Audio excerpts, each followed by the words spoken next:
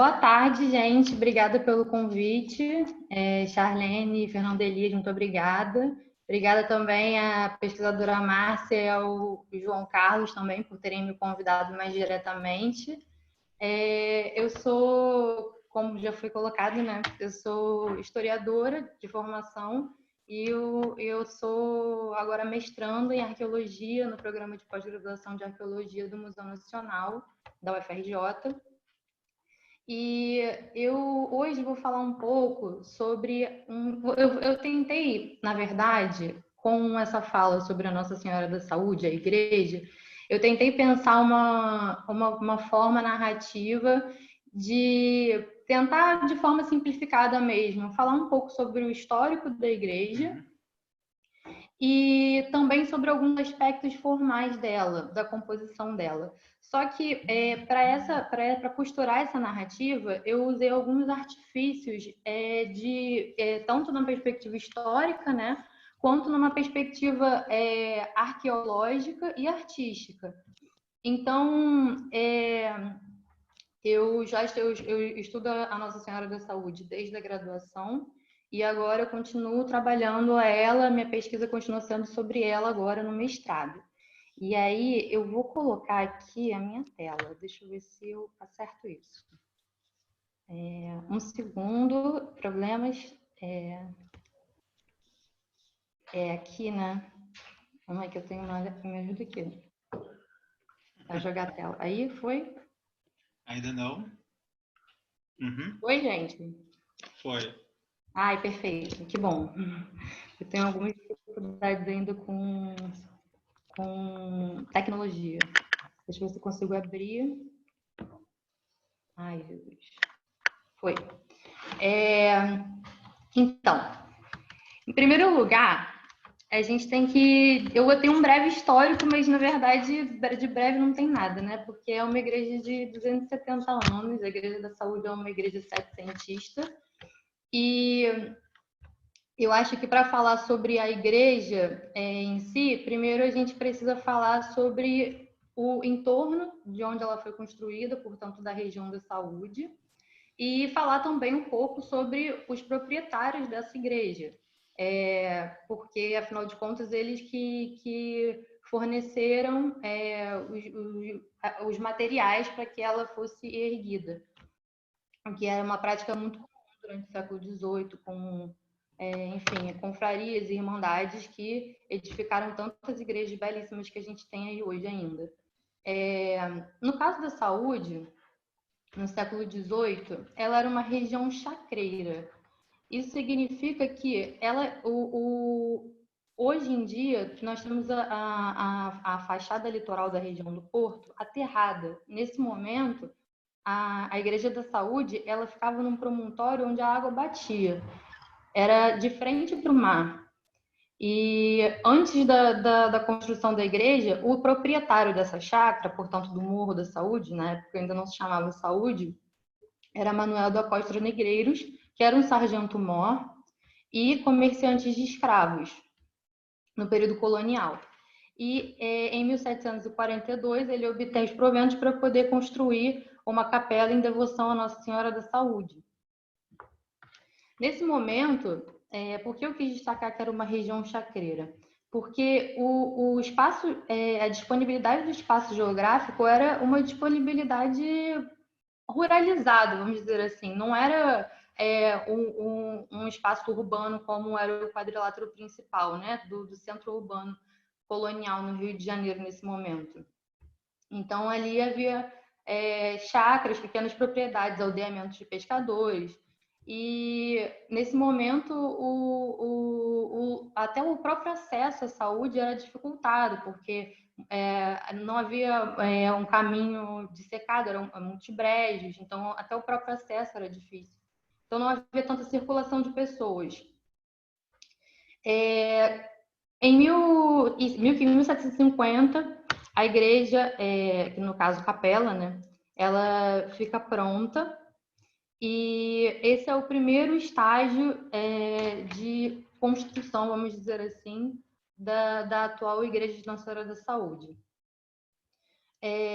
A arqueóloga Jaqueline de Macedo, ela participou da prospecção arqueológica que teve na Igreja de Nossa Senhora da Saúde no início dos anos 2000, que foi quando a igreja sofreu a última reforma dela, que deixou ela com essa feição atual. Antes disso, a igreja estava com muitos problemas, tanto estruturais quanto no seu interior, a nível de adornos e tudo mais. E eu vou até falar um pouco melhor sobre isso a seguir, sobre, enfim, os roubos. E a Jaqueline de Macedo, ela tem uma análise muito interessante sobre as alterações que a igreja sofre historicamente. Ela faz uma relação com o crescimento comercial da região da saúde e em como isso se reflete no alargamento, tanto na perspectiva horizontal quanto vertical, da volumetria da Igreja de Nossa Senhora da Saúde. Então, no primeiro momento, nós temos o Manual da Costa Negreiros, e num segundo momento, eu vou até passar aqui, a gente já tem na segunda metade do século XVIII a chácara vendida para a família Leite Pereira, Antônio Leite Pereira, que também era um comerciante bem abastado, e ele vai promover a primeira obra de alargamento da igreja, que é justamente nessa obra que a igreja vai receber o seu conjunto de talhos como ele está hoje, e também o conjunto de azulejos parietais belíssimos, que também vão ser mostrados com calma posteriormente. A família Leite Pereira, já em meados do século XIX, do século XVIII, eles também empreendiam negócios, mas além do comércio de alimentos, existia um trapiche, que é o trapiche conhecido como trapiche leite, também faz parte do complexo arqueológico da saúde, e ele era porque a região da saúde, nesse momento, era uma região de muitos trapiches, não de muitos trapiches, mas era uma região de trapiches por conta do escoamento de produção, tanto de produção de alimentos do Recôncavo da Guanabara, quanto de chegada de manufaturas europeias, até mesmo couro, marisco, cal, madeira, esses insumos assim mais que são escoados pela produção aqui do próprio Recôncavo da Guanabara. E, portanto, uma família também envolvida em comércio e também abastada. E o terceiro movimento que é colocado pela arqueóloga já no século XIX, quando a propriedade passa para a família Ferreira, que também, mais uma vez, dona de posses, e quando ele adquire a chácara, ele adquire também o trapiche.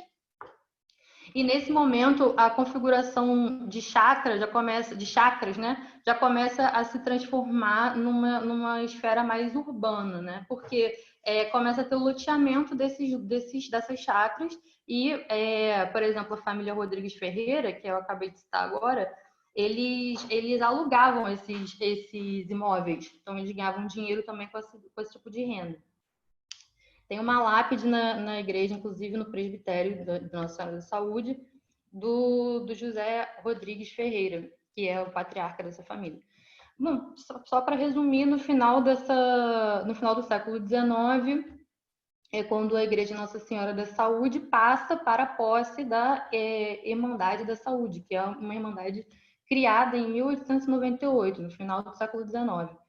E é uma irmandade criada posteriori da construção da igreja, né? Então, não foi a Irmandade da Saúde que construiu a igreja. A Irmandade da Saúde existe porque já existia a igreja. Portanto, a igreja dá o nome ao bairro e ao morro onde ela está colocada. Aqui eu coloquei uma outra imagem que é interessante, que é uma ilustração do século XIX, passei, do Von Plantz, que mostra, se vocês conseguirem observar, tem a torre sineira na vista lateral. E aqui o jardim que existia anteriormente, a torre sineira, aqui do lado está o frontão, né? E aqui toda enseada, ou seja, A igreja de Nossa Senhora da Saúde ela ficava em posição de destaque para quem via tanto do mar quanto para quem via da Praia do Valongo. Também, por falar em Valongo, eu acabei de me lembrar que, inclusive, no século XIX, o Valongo se torna o novo lugar de mercado de escravizados, né, por conta do decreto do Marquês de Lavradio, acho que na década de 70 do século XVIII, é quando o mercado de escravos vai para o Valongo. Isso transforma completamente as dinâmicas comerciais e ocupacionais desse espaço. No século XIX, portanto, além da própria dinâmica, das próprias dinâmicas de comércio escravista, também entram as dinâmicas que são de atividades comerciais para subsidiar o comércio escravista. Então, nesse momento, já houve o dessecamento de alguns brejos e agora a passagem para a saúde já é facilitada. Então, nesse momento, sim, é um boom de atividade comercial, de circulação de pessoas, comércio. Então, a saúde já está com uma feição muito mais urbana, né? Isso somado à questão dos loteamentos, do que ela tinha durante o século XVIII, grande parte do século XVIII. E no século XX, ela fica mais ou menos parecida com a forma que ela está hoje em dia, né? Que é um aspecto mais industrializado, né? Vamos dizer assim, e isso deixou a igreja completamente descaracterizada, porque veja, essa imagem aqui, não sei se dá para perceber tanto, mas o portão de acesso à igreja, ele não fica de frente para a igreja, como quem está de frente para a portada, ele fica à sua esquerda. Então, você sobe uma escadinha, tem um portão, você sobe uma escada que é a escada em pé de moleque original, e você mal vê a igreja do portão de entrada dela mesmo, você vê ela pela lateral. Então, ela fica meio perdida, né, nessa paisagem. Hoje em dia, o impacto visual que ela teria quando foi construída não existe mais, pelo menos não nas mesmas proporções. As pessoas até às vezes têm dificuldade de entender a localização da Igreja da Saúde quando você fala hoje em dia. Porque às vezes as pessoas passam na rua e elas simplesmente nem percebem que tem uma igreja ali no alto do morrinho. Voltando, esse esquema o esquema produzido pelos arqueólogos do IPHAN, né, durante a prospecção arqueológica feita no início dos anos 2000, e aqui está um esquema mais organizado. Portanto, aqui o primeiro momento, né, que seria até de 1742 até o final da construção em 1750, quando a posse é do Manuel Negreiros, e aqui a estrutura da nave, presbitério e a sacristia. Uma coisa interessante de se colocar é que, como esses arqueólogos eles sabem, eles conseguem ver essas transformações no tempo, porque muita gente acha que a arqueologia é só escavar buraco, né? Também é muito isso, mas também tem as análises de prospecção dos elementos construtivos das construções, principalmente quando se trata de arqueologia histórica, urbana, nos centros, assim, como é o caso do Rio de Janeiro.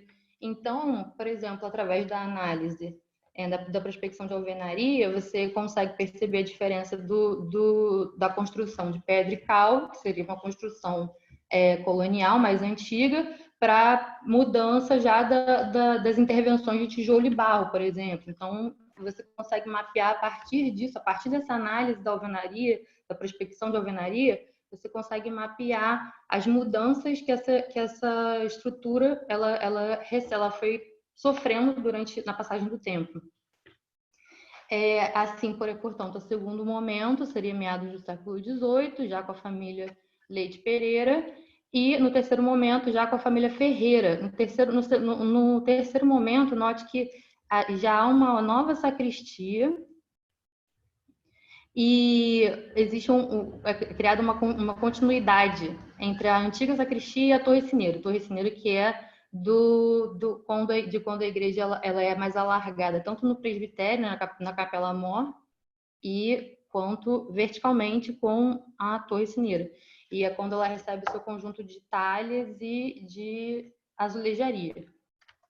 Aqui é a placa da igreja, que fica no portão que eu citei anteriormente, na Rua Silvino Montenegro, que é a entrada para a igreja. Aí, essa é a feição atual da Igreja de Nossa Senhora da Saúde. Vou botar aqui essa foto, eu tirei do livro da professora Sandra Alvim, porque é muito difícil achar uma foto ou mesmo produzir uma foto de frente, de forma que você pegue reto, de forma centralizada a fachada da igreja, por conta da própria angulação que ela está no morro mesmo, ela é difícil. Então eu vou falar dela nessa foto aqui, que ela tá melhor nesse sentido. Bem, a igreja ela tem um frontão triangular, né, interrompido, com corujas simplificados. Ela tem um óculo, ela é arrematada por um acrotério cruz. Segundo a professora Sandra Alvim, ele é um dos poucos exemplos na cidade sem cantaria na modernatura, ou seja, a cantaria ela está presente somente na portada, que é de granito. Os outros aspectos decorativos da fachada são feitos em massa. Esse balcão, ele é uma obra do século XIX, uma intervenção do século XIX. Não é da sua feição mais antiga, original. Ele dá para o coro da igreja, e a sua torre sineira, ela tem um aspecto mais arcaizante, vamos dizer assim. Ela é mais pesado, ela é mais larga do que a estrutura do frontispício, e ela tem um arremate com um bulbo e coruchel, que não dá para ver muito bem na foto, mas está aqui na imagem, na ilustração, dava para ver direitinho. Na ilustração do século XIX, que eu coloquei anteriormente. Aí aqui, a igreja ela é de planta de nave única regular. Retangular, com diferença só da capela mor para a nave, né? Então, como a professora Márcia Valéria já colocou anteriormente, eu não vou entrar muito nessa seara de falar sobre os aspectos, enfim, do barroco, das suas origens europeias, do rococó por sua vez. Mas vale a pena relembrar, como ela mesma colocou, que há o aspecto teatralizante desses espaços, no caso dos templos religiosos também. E principalmente no que se trata de construção de igrejas, existe um decoro, né? Existem as recomendações que partem de Roma, que é o centro institucional do mundo católico, onde para a construção de igrejas você deveria seguir as recomendações tridentinas. O rococó, que no caso as talhas do interior da igreja são classificadas como rococó, ele tem suas feições independentes do barroco, claro, muito diferentes, com até influências diferentes, mas em países onde, como por exemplo a monarquia portuguesa, por exemplo, o aspecto retórico ele continua bem acentuado. Então, a lógica do teatro, né, da cenografia, ela continua ainda bem vigente nesse momento. Então, aqui você pode ver, por exemplo, a presença de tribunas, o púlpito, a altura do retábulo. Deixa eu passar aqui para poder... Existe uma composição semântica dos adornos, que não se perde na passagem para o rococó. Essa foto, ela é uma foto de 1979. Por que eu botei ela? Porque, olha a diferença das aplicações de talha em 79 para atualmente. O que eu tô falando aqui? Eu tô gravando uma live aqui. Oi? Ai, perdão, acho que alguém pôs o microfone. Eu vou continuar aqui. Então, esses dois oratórios, por exemplo, eles não existem mais. Eles foram roubados. Quase todas as aplicações de talha aqui do fuste também foram roubados. Então, isso altera muito a totalidade da igreja como uma obra única, né?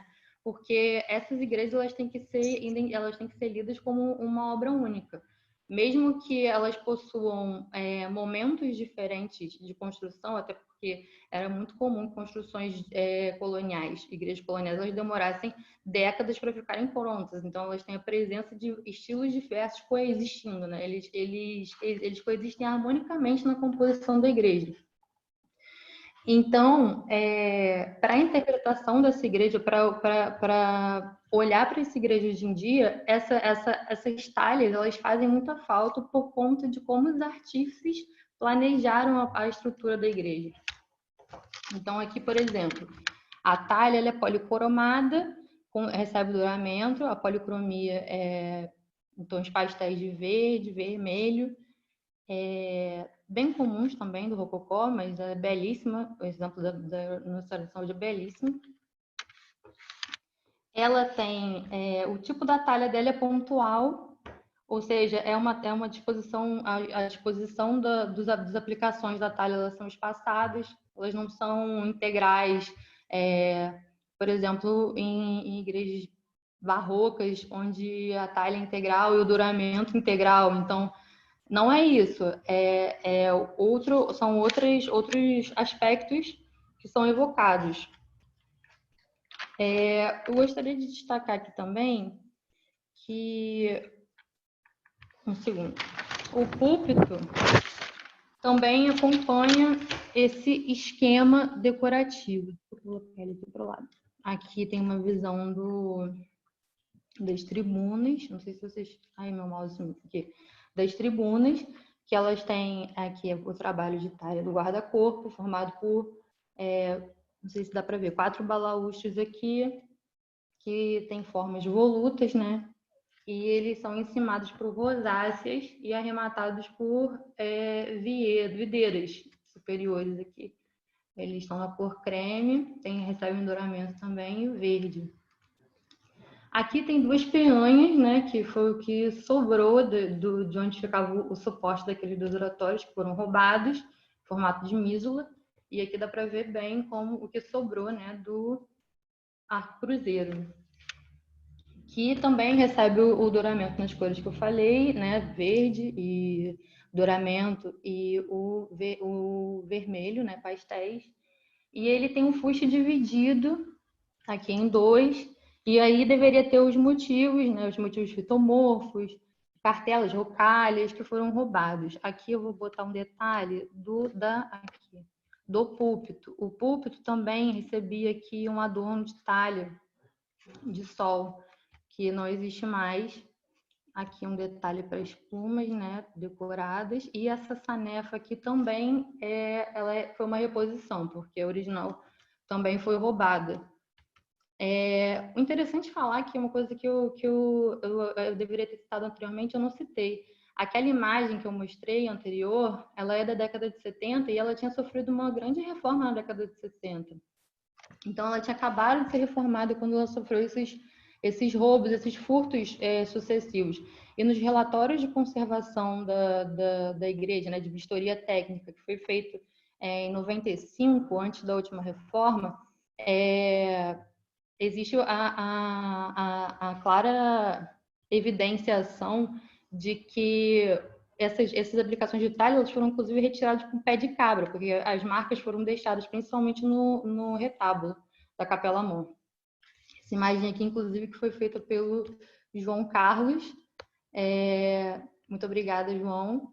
Aqui dá para ver esse detalhe das janelas, essa talha das janelas. Essas 2 aqui do lado da lateral direita são originais. As da lateral esquerda são umas reposições que eles fizeram por conta da umidade. A umidade deteriorou as originais. E aqui eu quero chamar a atenção para o retábulo, porque tem uma coisa muito voltando ao que eu estava falando anteriormente, sobre a composição da igreja, né? Se vocês observarem bem, aqui nos arranques do frontão, esse é um frontão, é um retábulo de quarta tipologia. Então, aqui no coroamento do retábulo, tem os arranques no frontão. Aqui em cima deveriam ter 2 anjos, um aqui e um aqui, que foram roubados também. Eles colocaram, ficou só as 2 volutas, mas os 2 anjos foram roubados. E esse tipo de retábulo, ele funciona numa triangulação, que leva o olhar aqui para o resplandecer, as volutas, e agora que não tem mais os anjos, ele perde um pouco a estética, né? A intenção estética inicial. Aqui nessa imagem dá para ver, olha, os 2 anjos que foram roubados. Esse ponto agora eu vou passar para os azulejos. O que é muito interessante nos azulejos da Igreja de Nossa Senhora da Saúde é que eles não são nem do Novo Testamento, como era comum, né, nas igrejas pós-tridentinas, e ele também não tem relação com a história de Nossa Senhora da Saúde. A história desses painéis é a história de José no Egito. E o porquê que é interessante? Porque poucas igrejas do Rio de Janeiro têm esse tipo de escolha de azulejos historiados. Esses azulejos parietais percorrem toda a nave e o altar-mor. São 14 painéis no total. Eles começam se você entra pela porta da nave, eles começam pelo lado esquerdo e dão a volta em sequência. E eles são em estilo rococó. Esses azulejos são da segunda metade do século XVIII também. E eles ornam muito bem com um conjunto de talhas, tanto nas cores, né? O verde, o lilás, eles não são monocromáticos como os azulejos barrocos, né? Eles têm essa característica do rococó, das cores. Aqui na imagem, aqui é José Menino, seu irmão do lado, vendendo ele para os medianitas, que são esses homens com as lanças aqui. Aqui são os outros irmãos de José e os camelos aqui no canto. Ele é decorado por essas rocalhas, esses motivos fitomorfos também aqui, que está a cercadura, né, com folhas de acanto e as laterais com ramagens entrelaçadas que fazem esse emolduramento da composição em si, né, da história bíblica em si. Aqui é um azulejo, é um painel de transição desse conjunto de azulejos parietais.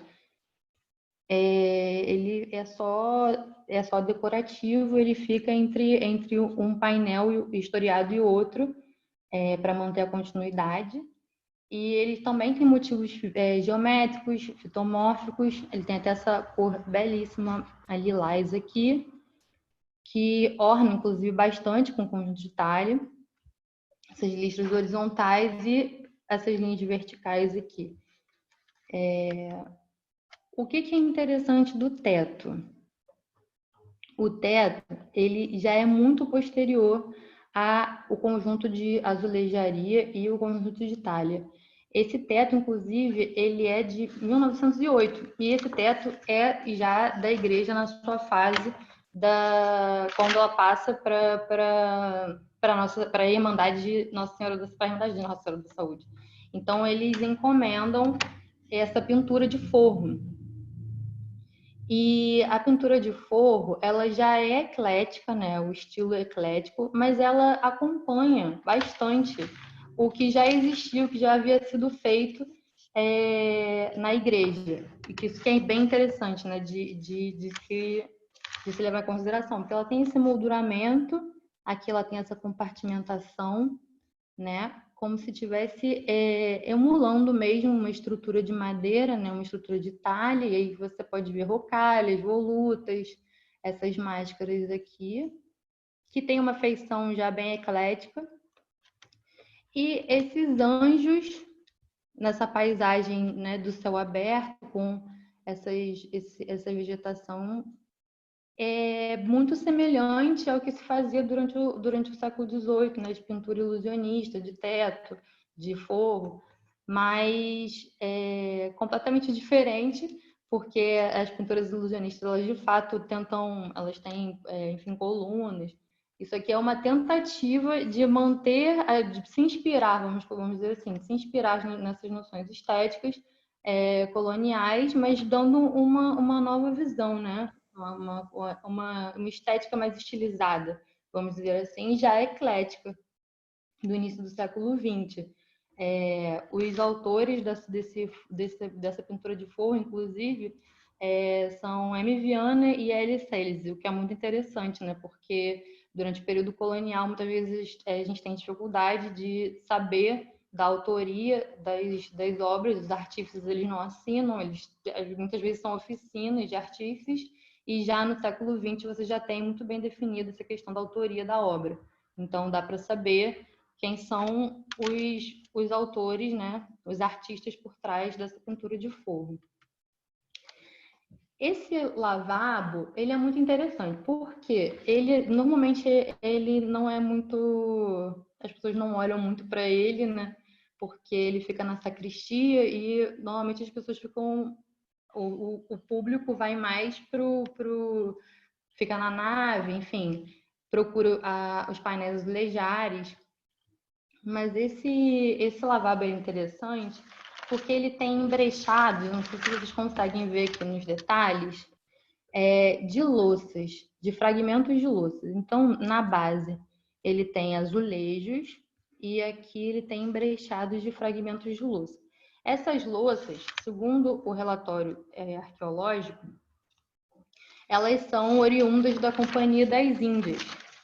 Esses materiais, eles são de alta circulação durante o período colonial. Se a gente lembrar que o Brasil, no século XVIII, ele não é Brasil, ele é parte do Império Português, e o Império Português é um império de proporções pluricontinentais, a circulação de pessoas, ideias e materiais é muito vasta nesse momento.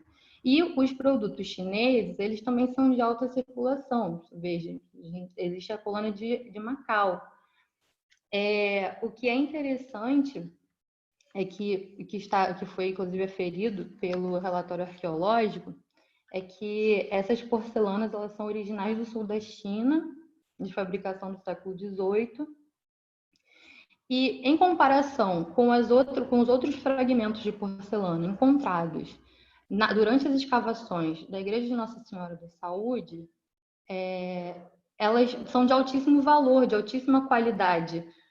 As pessoas que tinham acesso a essas louças desse tipo de valor eram poucas. Elas eram peças de luxo, artigos de luxo. E nenhum fragmento similar a esses foi encontrado no chão, né? Que seria o que foi descartado. Então, não foi mera coincidência que a escolha desse embrechado de louças para decorar o lavabo da sacristia. É só a gente pensar também que as próprias cores que aparecem aqui nos detalhes florais e que aparecem também aqui, olha, ladeando a margem aqui do lavabo, elas também ornam com as cores da talha e as cores da azulejaria de dentro da nave.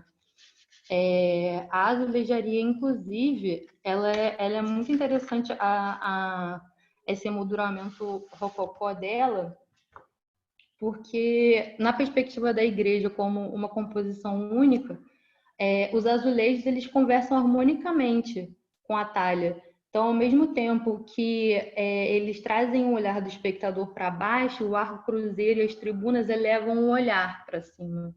É um diálogo harmônico desses elementos que compõem a igreja como um todo, né?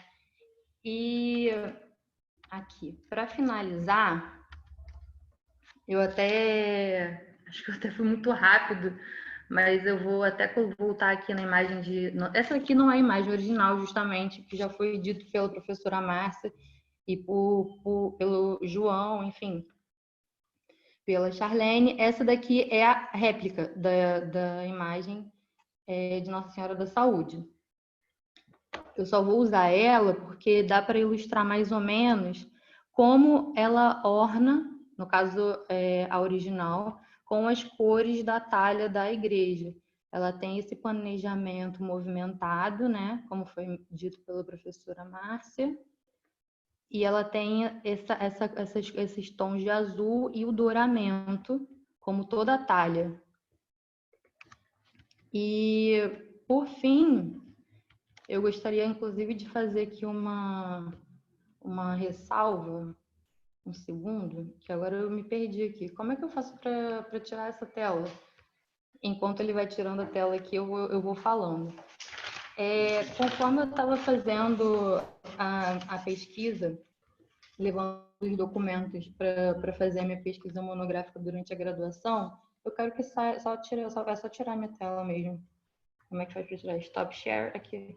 Isso mesmo, é só apertar o círculo. Isso mesmo. Obrigada. Então, quando eu estava fazendo a pesquisa para minha monografia, eu me debrucei muito sobre os relatórios do IPHAN, tanto os de tombamento, quanto os relatórios de reforma, histórico. E durante esse levantamento, eu tive com os relatórios de bens integrados e de bens móveis, né? E eu vi a documentação de 1976, que foi justamente quando a Mitra Diocesana do Rio de Janeiro e o FAM acordaram oficialmente sobre a retirada das imagens lampadárias e alguns outros bens móveis do recinto, devido à falta de uso do monumento como local de culto. Foi nesse momento, inclusive, que a imagem de Nossa Senhora da Saúde foi para o Museu Arquidiocesano. Eu tive com a professora Marli uns anos atrás, não sei se ela vai lembrar de mim, mas eu já estava pesquisando a saúde e ela me mostrou os meninos tocheiros, que são do século XIX. Tem uma imagem de Santo Antônio, se eu não me engano, com o menino Jesus. Tem uns floreiros também, de madeira, que ficavam originalmente no retábulo. E, enfim, o título da minha monografia foi Entre o Abandono e a Reforma, porque, de fato, essa é uma igreja que, eu citei aqui 2 momentos de reforma e de roubo e arrasamento quase da igreja, mas durante o século XX inteiro ela teve problemas nesse sentido. Durante o século XIX também. E é muito interessante observar que daria para fazer só uma pesquisa sobre esse processo de tombamento e sobre esse processo de mudanças que essa igreja vai sofrendo. De uma forma ou de outra, ela está lá, é lindíssima, como eu pude mostrar agora muito brevemente. Eu gostaria de ter fotos melhores, mas eu não pude fotografá-la devidamente para essa apresentação, porque agora ela não está acessível, né? Como todas as outras possibilidades durante a pandemia, a gente não tem como. Mas o que eu gostaria de falar, para finalizar, é que a igreja, ela tem a Igreja Nacional de Santos, ela tem muitas influências estéticas, ela tem muitas influências a nível de estilo, mas elas todas têm que ser entendidas num conjunto, elas dialogam, e elas, na verdade, dizem muito sobre o processo que aquela igreja sofre enquanto um edifício, né, arquitetônico, mas também sobre como a sociedade lida com aquele espaço, ou seja, culturalmente falando, é um templo religioso que ao mesmo tempo dialoga com as especificidades do lugar onde ela está instalada. Então, é uma igreja colonial que está localizada na região portuária do Rio de Janeiro, que durante o século XVIII e XIX sofre inúmeras transformações por conta de perspectivas econômicas, políticas, e isso só fica marcado na materialidade. Eu acho que a grande questão do estudo da cultura material, que é inclusive a minha linha de pesquisa na arqueologia, é você fazer da materialidade um documento. Ou seja, essas transformações que às vezes podem passar desapercebidas, elas são riquíssimas quando você cria esse imbricamento de influências e você cruza esses dados com esses agentes históricos, né, que interferem diretamente sobre a materialidade. E, enfim, eu acho que, no mais, eu acho que eu acabei indo até muito rápido, mas eu acho que, no mais, eu acho que eu consegui falar mais ou menos sobre tudo que eu tinha preparado. Muito obrigada mais uma vez, gente.